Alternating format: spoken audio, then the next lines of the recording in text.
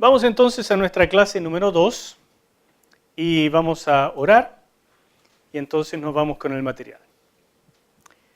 Nuestro buen Señor, gracias por este tiempo que podemos disfrutar juntos. Gracias, Señor, por lo que hoy día vamos a aprender. Ayúdanos a que baje hasta nuestro corazón, que sea práctico para nosotros mismos y que podamos también usarlo para otros. Gracias, mi Señor, por cada uno de estos hermanos que están dando de su tiempo, de su energía y de tantas otras cosas, Señor, para servir en tu reino. Yo te ruego que les bendigas y que los uses mucho. Te lo pido en el nombre de Jesús. Amén. Clase número 2 y vamos a ver entonces hoy día simplemente la continuación de lo que quedamos en la clase pasada. Y la clase pasada terminamos con esta banderilla amarilla que es el resumen de la empatía de primer nivel. Entonces, antes de ir a los slides, veamos lo que dijimos de la empatía de primer nivel, empatía 1. ¿Alguien recuerda qué dijimos de cómo se construye una empatía de primer nivel o empatía 1? ¿Cómo se construye en términos de lo que uno tiene que llegar a decir a la persona cuando uno siente que ya logró un nivel de empatía? O sea, entender una emoción con profundidad y la causa de dicha emoción. Entonces, ¿cómo llegamos a decir eso a la otra persona? Ese es el esquema, ¿no es cierto? Una introducción, que lo pongo entre paréntesis porque es simplemente para que no sea una cosa seca. Pero lo que nos interesa es una emoción más una causa. ¿No es cierto? Entonces, una introducción puede ser cualquier cosa, porque recuerden que estamos conversando en términos bien amistosos. Hemos hablado de muchas cosas, un ir y venir. Entonces la introducción puede ser, como dice aquí, o sea, como llegando a un resumen. O puede ser decirle, ¿me permites resumir lo que estoy entendiendo? O puede ser decirle, ¿sabes? Creo entender lo siguiente, a ver si te hace sentido. ¿Se dan cuenta? Eso es una introducción. Es anunciarle un poquitito que voy a darle algo que necesito que lo analice a ver si le hace o no sentido. No tiene que ser tan rimbombante, no tiene que tocar tambores para decir voy a decir algo, ¿no? Puede ser también así de lo más normal. ¿Sabes qué? Yo creo que lo que te pasa a ti es esta emoción y esta causa. Y ver, porque el clic tiene que ser espontáneo. Si lo anunciamos demasiado, el clic puede ser forzado o puede ser como manipulado. Y no es la idea. ¿De acuerdo? Entonces, esta emoción más una causa, usted siente o tú sientes esto por esto. Uno lo puede plantear en forma de pregunta, en forma de afirmación, con la cara, uno le dice si está preguntando, con el ceño, uno le puede decir si está afirmando. Todo esto tiene un sinfín de lenguaje no verbal. ¿Me explico? Lo que tenemos que buscar acá, por supuesto, es un clic. El clic nos indica si estuvimos bien. Si el clic es pequeño, lo más probable es que o no le achuntamos bien a la emoción o no le achuntamos bien a la causa. Y entonces podemos pedir clarificación. Porque si detectamos algún nivel de clic, podemos decir, veo que no te hizo tanto sentido lo que te dije. ¿Puedes usar otras palabras para lo que yo te dije de que tú sentías rabia? ¿Qué otras palabras se te ocurren a ti? Y la misma persona nos clarifica. ¿Se dan cuenta? Y la causa, tal vez es la causa lo que no te hace tanto sentido. Ayúdame a clarificar. ¿Fue este abandono lo que te dio tanta rabia? ¿Fue el sentirte traicionado? ¿Fue el sentir que no te lo merecías? ¿Fue la humillación? ¿Me entienden? Entonces la persona va clarificando. ¿Por qué es tan importante esto? Porque si no logramos entender bien este paso 1, en el paso 2 vamos a explorar algo que no tiene tanta importancia. Tenemos que estar en el centro del camino del problema de la persona. Porque si nos vamos por una rama, vamos a sacar cosas, pero la persona no va a sentir alivio, no va a sentir ayuda, no va a sentir que lo estamos realmente guiando. ¿Me explico? Entonces, paciencia, hay que lograr sacar bien esta empatía 1. Hoy vamos a ver cómo mejorar un poco, cómo ayudarnos para mejorar este proceso de llegar a la empatía 1. Lo que hicimos la vez pasada es un poco un resumen de la teoría, por así decir, con algunos ejemplos. Ahora vamos a ver algunas técnicas que ayudan a mejorar llegar a este punto. La primera cosa, ponerse en lugar del aconsejado y tratar de clarificar la emoción. ¿Qué es lo que les estaba diciendo? Un ejemplo o una técnica que se puede usar acá es el emparejamiento de la voz. Si la persona me habla en términos tristones, yo puedo emparejar la voz en términos tristones. Y entonces la persona, al sentirse emparejada, sin decir ni una sola palabra, todo esto es a nivel inconsciente, la persona al sentirse emparejada cambia un poco su actitud. ¿Me explico, no? Si yo, por ejemplo, me siento frente a una persona y esta persona está así delante mío, ¿qué es lo que me está comunicando? Un poco de rechazo, no está abierta, ¿no es cierto? Entonces, yo como consejero, yo estoy abierto porque no tengo nada a favor ni en contra, sino que estoy haciendo una pega para ayudar. Entonces yo estoy abierto, pero me doy cuenta de este gesto. Entonces lentamente empiezo a emparejar. En este caso no es el tono de la voz, sino el gesto. Y lentamente me empiezo a poner así también, ¿no? Y me pongo así, cruzado. Y la persona, sin que yo diga nada, siente que lo mismo que está transmitiendo lo recibe. Al emparejar, la persona siente, sin que yo diga nada, siente este proceso. Se ve como en un espejo. Y entonces yo lo guío, porque al sentir esta copia, yo empiezo a abrirme lentamente. Abro mis brazos y la persona al ver eso, fíjese que lo que pasa es que se empieza a abrir. Porque claro, si la conversación lo llevó a cerrarse, entonces yo tengo que detectar ese lenguaje no verbal. Pero si la persona llegó así, ¿cómo hago yo para lograr que la persona se sienta más en confianza? Aquí tienen una técnica, el emparejamiento no verbal.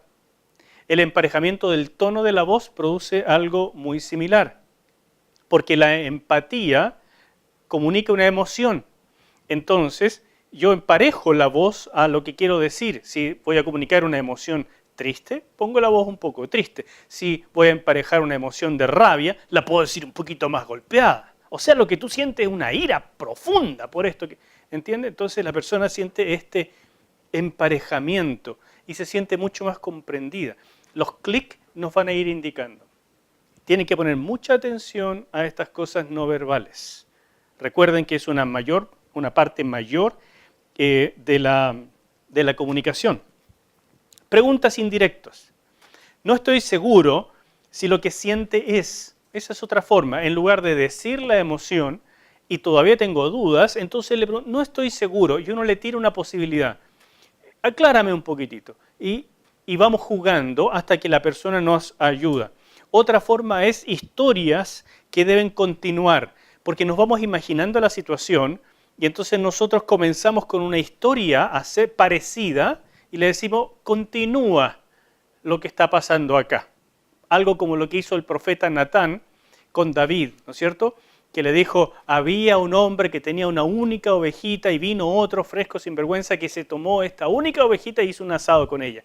Y entonces David hirvió en ira. Y Natán lo dejó y le dijo, termina la historia. Y David, a ese tipo hay que colgarlo, hay que matarlo, hay que liquidarlo, qué tipo tan malo. Y Natán le dijo, bueno, ese eres tú. ¿Me explico? Entonces, esas historias contadas a medias que la otra persona termina, ayudan a que salga un poco del problema y mire como si fuese un problema de otro, pero conecta con la emoción del otro siendo la de él mismo. ¿Les parece intrincado? ¿Difícil? No, no es difícil, la verdad es, funciona. Dibujos, también funcionan. Dibujos, ¿cómo te ves tú ante tal situación? ¿Cómo crees que te ven otras personas ante tal situación?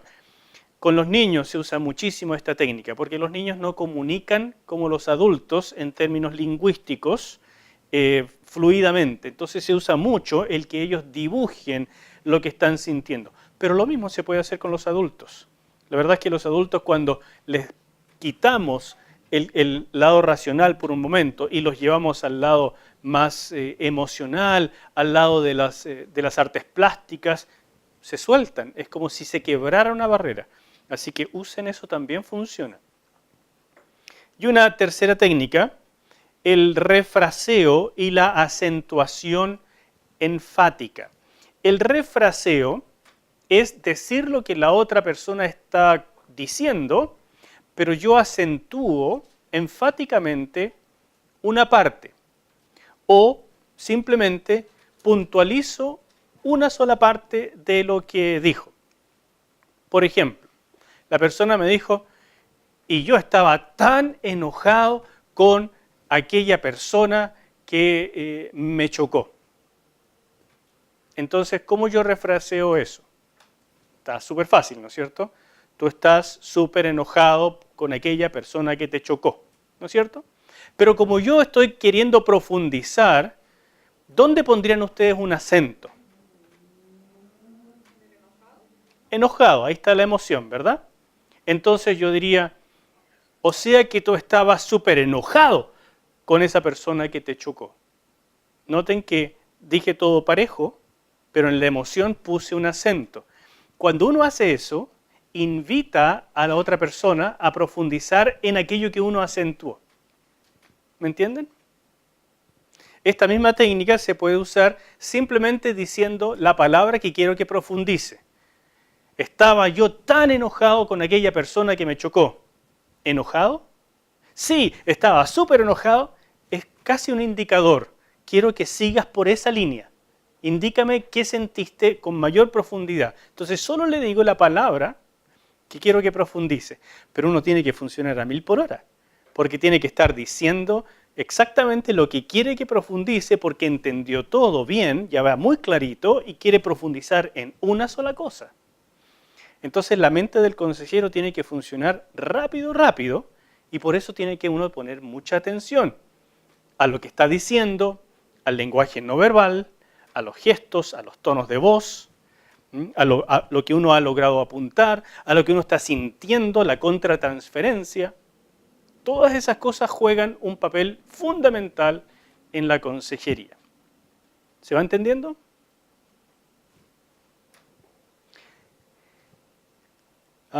Pedir clarificación es otra, eso es muy directo, por supuesto. No entiendo esto, por favor acláramelo. ¿Estoy entendiendo esto? ¿Está bien? Eso es pedir clarificación. Es lo que hacemos normalmente si uno quiere comunicar bien, es esto. Pero las otras cosas son más en términos o nivel inconsciente y funcionan maravillosamente. Úsenlas. Reforzar la apertura del aconsejado con gestos o pequeños sonidos. Esto es muy característico, seguramente ustedes lo han visto incluso hasta en forma de chiste en las películas, cuando el consejero está sentado frente al aconsejado, ¿verdad? Y le pone una carita así, y le pone las manitos arriba, y le pone una cara como muy neutra y medio de ladito. ¿La han visto eso? Y cuando está hablando, uno le dice, ajá, oh. Bueno, esas cosas son comunicaciones muy simples que refuerzan la apertura, porque refuerzan el sentido de estoy aquí para ti. Te estoy escuchando, te pongo atención, me interesa lo que estás diciendo.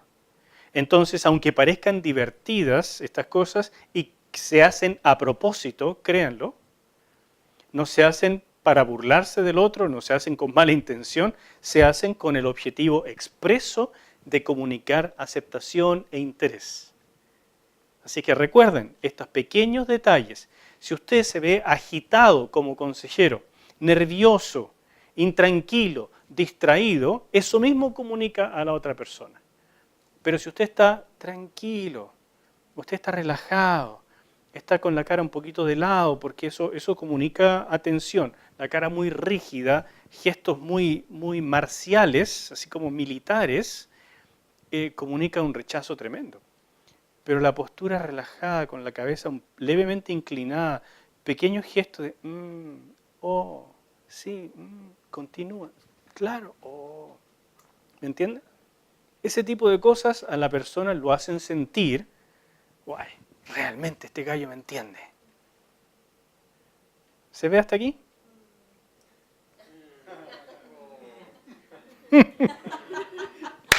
Son unos frescos, unos sinvergüenza.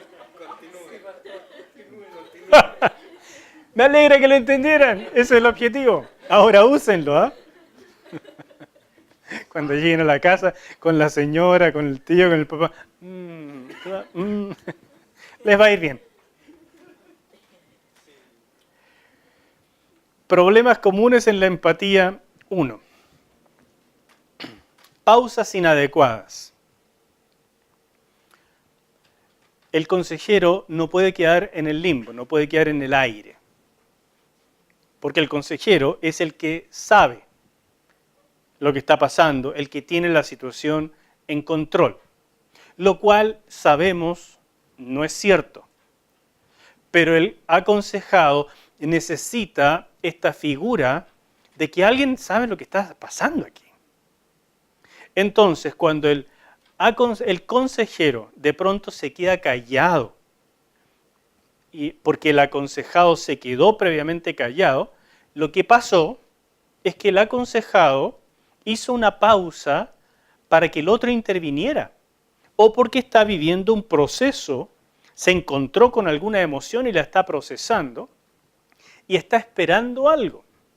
Y si el aconsejado no hace absolutamente nada en ese momento, lo que pasó es que se distrajo y se perdió. Es como tratar de hablarle, las esposas, tratar de hablarle al esposo cuando ve un partido de fútbol. Caso perdido. Y trata usted de entablar la conversación. Y él le dice, sí. ¿De qué estamos hablando? Porque él está concentrado en la tele. ¿Se fija?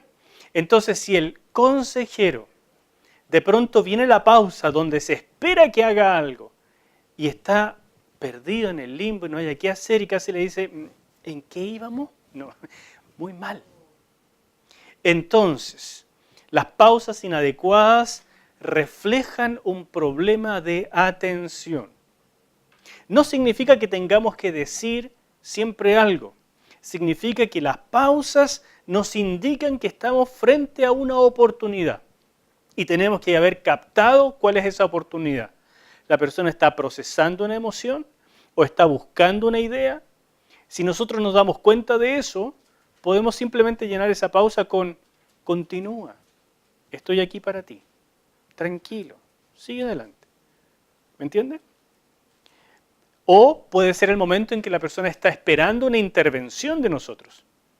Y cuando nos piden eso, sin decir ni una palabra, la intervención, si es que no tenemos ninguna respuesta, no tenemos una empatía, no tenemos nada de eso, la intervención puede hacer un resumen de lo que hemos entendido hasta el momento. Entonces, con el resumen, le comunicamos a la persona. ¿Te fijas que te he puesto atención? Hasta aquí vamos. Pero es un resumen, por supuesto, mucho más chico que las 2 o 3 sesiones que ya hemos escuchado, y un resumen que contiene lo más importante, lo básico, y enfatizado en aquellas cosas que hemos visto que son súper importantes. ¿Sabe cuál es la reacción cuando una persona recibe un resumen de lo que se ha demorado 1, 2 o 3 sesiones en decir? Siento una impresión enorme, porque dice, yo no lo había visto así. Yo no había no había logrado entender mi problema de esta manera. Tú lo entiendes mejor que yo. ¿Cómo lograste esto? Y es porque uno ha puesto atención en lo que la persona está comunicando. Con mucho cuidado, ha tomado apuntes, ha estudiado la situación después un ratito, se ha puesto a pensar, ha hecho estos resúmenes, ha orado por lo que está conversando. Todo eso es súper importante. ¿Me siguen hasta aquí? Otro problema común de la empatía son las preguntas irrelevantes. Llegamos acá y después hacemos una pregunta que nada que ver, que saca del tema y que la persona dice, pero eso no tiene nada que ver con lo que estamos conversando. Uy, me perdí. Sorry. Para atrás. ¿Entienden? O preguntar y olvidar los nombres de las personas involucradas. Hay gente que es súper detallista para contar algo. Entonces, no solamente cuenta la situación, sino que cuenta personas que intervinieron y de repente mezcla años y saca tíos, amigos, primos y le pone los nombres a todos. Y si ustedes no paran eso, después es imposible recordarlo todo y quedan recontra perdidos. Entonces, ustedes tienen que tomar control de esa conversación. Y si hay muchos personajes involucrados, ustedes tienen que tomar nota. Y hacer incluso un árbol genealógico si es necesario. Y anotar las interacciones y tratar de cortar las ramas y decir, a ver, de todo esto que me contaste, lo que yo capto que lo central va por acá. ¿Es cierto, no? Y eso comunica otra vez entendimiento y ayuda para que la persona no sea tan repetitivo, no sea tan detallista, no se vaya por las ramas, sino que tratemos de llegar a alguna parte. Interpretar o etiquetar la situación o al aconsejado. Eso también es un grave problema en la empatía 1, porque no produce apertura, sino totalmente lo contrario. La persona se cierra. Si yo interpreto demasiado rápido, yo digo, ya. Lo que te está pasando es, eso es como querer ahorrarse problemas, ahorrarse tiempo. Entonces, en un ratito, ¿sabes qué? Lo que te pasa a ti es que tenías una heridita y necesitas un parche curita. Tome, listo, 3 Ave María y se va para la casa. ¿Me entiendes? Así no es la cosa. Entonces, tampoco tengo que etiquetar a la persona. Es que tú eres muy llorón, ¿no? No, es que, ¿sabes qué? Déjate de lecer, así hemos hablado del devocional, no seas flojo. Etiqueto. La situación que tú estás viviendo es clásica, es de libro. Y entonces, mira, le pasa a todo el mundo esto y esto. La persona siente, oiga, yo no vengo para que me coloquen en un libro, ni quiero ser un récord Guinness, nada de eso. Es solo mi situación, mi vida, no tengo otra. No me la etiquete. ¿Se entiende eso? Entonces, ojo con ese problema, porque uno tiene esa tendencia, es lógico, porque uno aprecia el tiempo que tiene y por lo tanto quiere hacerlo lo más breve posible. Ojalá en una sesión termináramos con todo, pero muchas veces no se puede. Entonces, si uno de verdad quiere ayudar a alguien, tiene que estar dispuesto a ir lento hasta lograr esto. Con la práctica se puede hacer cada vez un poquito más rápido, pero no puede avanzar a la etapa 2 sin lograr bien la 1. Otro problema es equivocar el contenido por no escuchar bien. Algunos obstáculos típicos para escuchar bien son los filtros culturales, prejuicios y preconcepciones morales y las preocupaciones también del consejero. Por ejemplo, recuerdo la primera vez que me tocó hacer una consejería con una persona que tenía SIDA y me dijo que era homosexual. Entonces, no es tan sencillo quedar con cara de póker, ¿no es cierto? ¿Verdad? Como si no pasa nada, no siento nada, no me hizo nada lo que acabas de decir. No es cierto, me produce algo, especialmente si es la primera vez. Me produce algo, entonces esta contratransferencia, ¿cómo la manejo? ¿Cuáles son mis filtros culturales, bíblicos o de crianza en relación con la manifestación que dio esta persona de que es homosexual y además que tiene SIDA en este momento. ¿Cómo estoy recibiendo eso? ¿Me estoy cerrando de pronto al resto que me está diciendo? Si yo tengo a lo mejor un filtro negativo, ¿me cierro a las emociones, al sufrimiento y a la compasión de Dios hacia esa persona? Si yo he vivido una situación difícil en mi vida, por ejemplo, de abandono, de engaño de parte de la pareja, y entonces viene una mujer a hablar conmigo en consejería, cosa que no recomiendo en general, mujeres con mujeres, hombres con hombres. Pero si llega a pasar y esta persona me empieza a hablar de que ella está en adulterio, pero que el marido no lo sabe, ¿cómo reacciono yo si yo viví esa situación y estoy frente a una como copia de la que me hicieron a mí? ¿Pasará algo en mi corazoncito en esa situación? Yo creo que sí. Entonces, verificar lo que me está pasando es vital.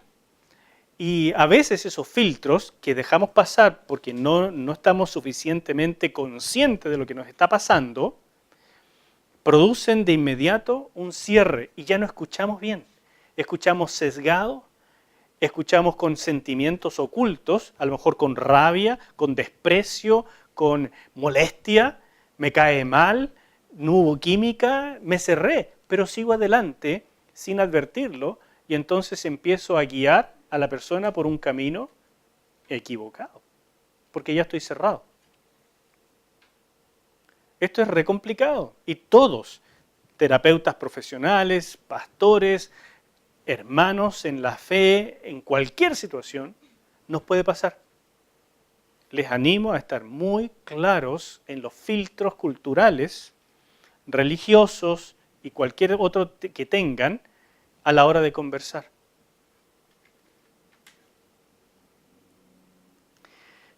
Aparentar que hemos entendido es también un gran problema. Si no han entendido, es mejor ser claros.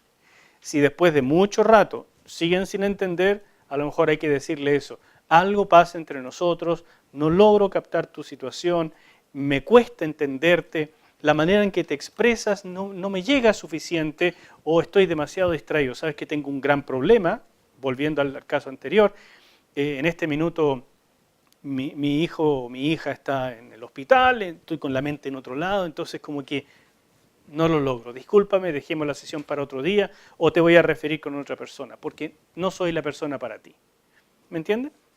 Eso es también perfectamente factible y es mucho más honesto que seguir adelante a las fuerzas de uno.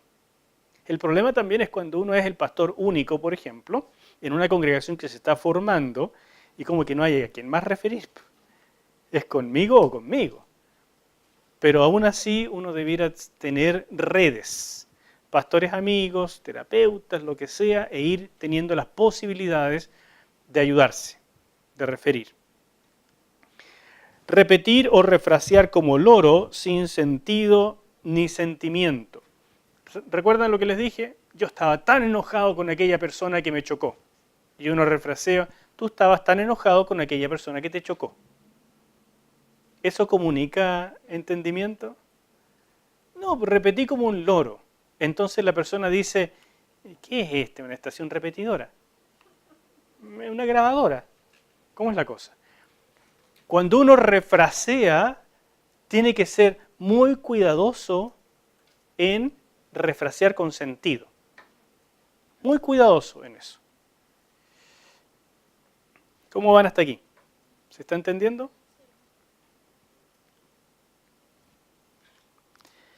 Es muy importante tener claro el problema antes de pasar a la etapa 2. La primera etapa puede durar una o varias sesiones. Paciencia. Esta etapa de empatía 1 es vital. Una emoción, una causa. Ahí hay un camino a seguir. Seguimos explorando, otra emoción, otra causa. La anotamos también. Seguimos explorando hasta que ya no aparecen más. ¿Cuántas? 2, 3, 4. emociones con causas. A lo mejor están relacionadas, a lo mejor la causa es única, o a lo mejor son diversas causas, una que se construyó sobre otra, no lo sé. Cada caso es diferente. Pero cuando hemos terminado de explorar el problema, lo tenemos claro y lo podemos presentar de vuelta así de claro, y la persona lo compra, dice, ese es mi problema. Ahora yo también lo entiendo mucho mejor. Cuando pasa eso, estamos listos para pasar a la etapa 2. Yo sí. ¿Qué pasa cuando uno quiere refrasear alguna frase, pero la otra persona sigue hablando y como que uno no sé qué debería hacer en ese momento? ¿Uno deja que la otra persona hable o uno decir lo que quiere decir? Tú estás preguntando, yo sí, ¿qué pasa cuando estamos frente a alguien que habla y habla y habla y habla, ¿no es cierto? Bueno, esto de la consejería no es una competencia de quien toma la palabra. Cuando una persona habla y habla y habla y habla, a veces lo que tenemos que hacer es dejarlo que hable, porque está vomitando todo, está liberándose, ¿verdad? Y eso tiene su sentido. Hay personas que después de votarlo todo dicen, uy, no sabe cuánto me ayudó, muchas gracias. No ha hecho nada, pero se liberó. ¿Bien? Entonces a veces hay que quedarse callado y escuchar. Sí, oh, wow, de verdad, y uno va notando. Pero llega el minuto donde que tiene que empezar esta interacción, porque si no empieza la interacción nunca llegamos realmente a una empatía. Entonces, cuando estamos frente a personas que son muy loritos, puede ser que al principio se lo permitamos, pero después tenemos que tomar el control. Y simplemente con algunos gestos, a ver, perdona, disculpa, eso ya me lo dijiste. Mira, te lo voy a resumir, a ver si te hace sentido. Y entonces uno le toma las cosas y le refrasea, le resume con sentido para que la persona se dé cuenta que ya entendimos eso y que no queremos volver sobre ese tema, que siga adelante hasta que algún día se le acaba la información. Y cuando se le acaba, estamos listos para devolverle todo el rompecabezas armadito, hasta encontrar los clics y poder seguir con la etapa 2. ¿Me explico? Hay que arreglárselas. Hay diferentes tipos de personas. Gente que viene ahogada por poder contarle a alguien el problema. Gente que es parlanchina por naturaleza. Gente que es súper callada. Y no creas, ese también es un gran problema. No caigan en la tentación con gente muy callada de a ustedes agarrar el micrófono y hacerles una clase de lo que debería ser la vida. No se trata de eso la consejería.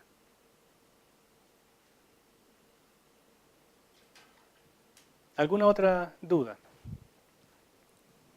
Antes que nos vayamos a tomar un cafecito. ¿No? Les enuncio lo que va a ser la segunda etapa y vamos a hacer una pausa. La segunda etapa se llama desarrollo de nuevas perspectivas y establecer metas. Entonces, cuando hemos logrado entender la situación de la persona en términos de emoción y causa, estamos en condiciones de pasar a la siguiente etapa, cuyo objetivo es esto mismo, empezar a darle nuevas perspectivas. ¿Cómo se puede ver esta situación desde otro lado? Porque entiéndanme, la persona viene como una represa. Está así como llena de presión, ¿verdad? Está con un problema. Ya le ayudamos en mostrarle el problema mucho más claro. Eso ya es un mundo de diferencia. Pero sigue viendo el problema de una sola manera. Lo ve más claro, pero de una sola manera. Y hay presión, presión. Y entonces le ayudamos, le levantamos la cabeza y le decimos, mírelo así, mírelo así, mírelo por el otro lado. Y la persona dice, uy, se ve diferente. De repente no es tan grande el problema. Y eso es lo que procura esto, nuevas perspectivas acerca de la misma situación, respetando las emociones y las causas, y a partir de las nuevas perspectivas, elaborar metas para la solución. Aquí es donde empiezan a entrar los recursos espirituales que tengamos.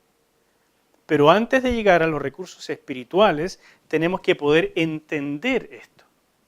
Claro que vamos a depender del Espíritu Santo, vamos a pedirle ayuda para que podamos entender con claridad, de manera eficiente y para un lado como Él quiere. Sí, pero tenemos que hacer esta apega, tenemos que hacer este trabajo. Porque si llegamos a saltarnos esto y pasamos a nuevas perspectivas de un problema no entendido, no llegamos a ninguna parte. Por lo tanto, el propósito de esta etapa es ayudar al aconsejado a ver su problema desde otras perspectivas y establecer metas para una solución satisfactoria. Generalmente las personas no pueden establecer esas metas porque no tienen clara la situación. Por eso es tan importante completar la etapa 1 antes de pasar a la 2. En algunos casos no será necesario dar nuevas perspectivas porque algunas personas, pero son muy pocas, elaboran sus propias nuevas perspectivas después de haber entendido el problema. O sea, el lío era que no entendían el problema. Lo veían de tantas maneras, estaban tan ahogados que no lo podían ver. Con la ayuda que hicimos, ven el problema y solitos salen adelante, pero esa es la menor cantidad de las personas. Un valor muy importante a compartir en esta etapa es el de la responsabilidad. Es decir, el aconsejado sigue siendo responsable de su situación, es responsable de sus actos, de sus sentimientos y de resolver el problema que le aqueja. Y ahí es donde tenemos que empezar a saber ya con claridad cuáles son los recursos espirituales con que la persona cuenta, cómo es su relación con el Señor, su fe, su vida espiritual, o sea, los recursos que ha formado a través de los años. Porque sobre esos recursos nos vamos a apoyar para salir adelante. Pero el problema sigue siendo de él. Un error bastante típico que se comete en esto es: ¿cómo nos sentimos hoy? ¿Cómo estamos? ¿Cómo hemos avanzado? ¿Cómo hemos logrado hablar con el papá? Como si nosotros fuéramos parte de la vida de la otra persona, como que nos metimos adentro. No, hermanos queridos, el valor de la responsabilidad es vital mantenerlo acá. La persona tiene que poder sentirse íntegra, valiosa, tiene que poder sentirse que ella puede enfrentar esta situación y resolverla, y si va a tener ayuda, es la ayuda de Dios. Nosotros somos instrumento. ¿Se ve? Ahora sí, paramos un momento, tómese un cafecito y vuelve.